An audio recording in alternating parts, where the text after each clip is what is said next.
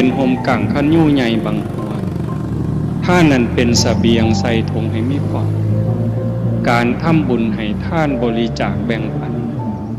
คนอื่นได้ใส่ได้ซอยได้อยู่ได้กินจากการอนุเคราะห์ช่วยเหลือของเฮาผู้ใดได้กินของเพิ่นคือเฮาได้เพิ่นให้เขาให้น้ำเครื่องอยู่ของกินเฮาก็โอ้ยสาธุเด้อให้เจ้าได้บุญหลาย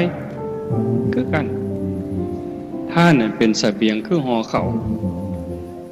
ห่อน้ำแม่สียางเดินกวงทางเบิ่งว่างกวงไกลเกิดมาศาสตร์ใหม่มันรวยมีอยู่มีกินเนี่ยนอกจากไปสวรรค์แล้วกลับมาเกิดเป็นคนใหม่มีอยู่มีกินให้หน้าก็หลายเขาก็เต็มเหล่างวกไปนั่นก็มีงวกไปนี่ก็มีบ่ขาดบ่เคินพ่อหยิบพ่อใส่อยากเฮ็ดบุญก็ได้อยากซอยเหลือคนก็ได้